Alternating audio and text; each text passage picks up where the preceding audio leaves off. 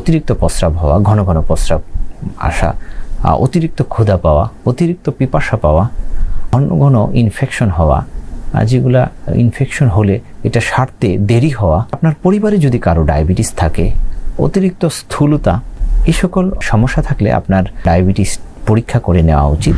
আসসালামু আলাইকুম। সমাজের অনেকেই জানতে চান যে আমি কখন মনে করব যে আমার ডায়াবেটিস হলো কিনা বা ডায়াবেটিস পরীক্ষা করার প্রয়োজন আছে কিনা। হ্যাঁ, এটা সুনির্দিষ্ট কিছু পয়েন্টস আছে, যে সকল পয়েন্টসে আপনার ডায়াবেটিস থাকার সম্ভাবনা বেশি। যদি আপনার এই সকল লক্ষণ দেখা দেয়, যেমন আপনার অতিরিক্ত প্রস্রাব হওয়া, ঘন ঘন প্রস্রাব আসা, অতিরিক্ত ক্ষুধা পাওয়া, অতিরিক্ত পিপাসা পাওয়া, ঘন ঘন ইনফেকশন হওয়া, যেগুলা ইনফেকশন হলে এটা সারতে দেরি হওয়া, এবং আপনার পরিবারে যদি কারো ডায়াবেটিস থাকে, অতিরিক্ত স্থূলতা, এই সকল সমস্যা থাকলে আপনার ডায়াবেটিস পরীক্ষা করে নেওয়া উচিত।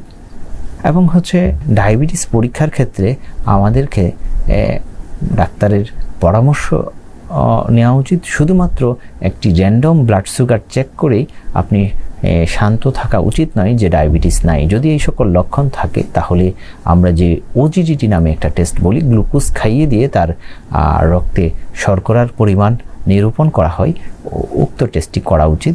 এবং গত 3 মাসে তার ডায়াবেটিসের মাত্রা কেমন থাকে এটা নিরূপণ করার জন্য হিমোগ্লোবিন A1C নামে এক ধরনের টেস্ট আছে, এইটাও করে দেখা ভালো।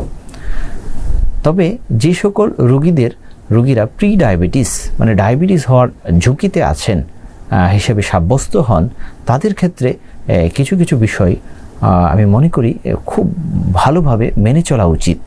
যেমন নিয়মিত তাদের ব্যায়াম করা, এক্সারসাইজ করা, সেটা প্রতিদিন 30 মিনিট করে হতে পারে। স্বাভাবিক হাঁটা অথবা জিমে যে অন্য ধরনের এক্সারসাইজ যেগুলো আছে সেগুলো করা যেতে পারে। তাছাড়া তার খাওয়া দাওয়ার ক্ষেত্রে সতর্ক থাকা উচিত।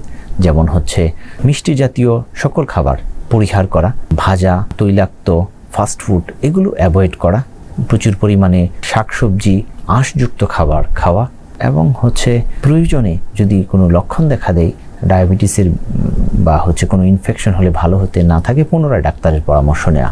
যদি ডাক্তার সে প্রয়োজন মনে করেন, তাকে কোনো ওষুধ দেন, সেই ওষুধ নিয়মিত তাকে খাওয়া।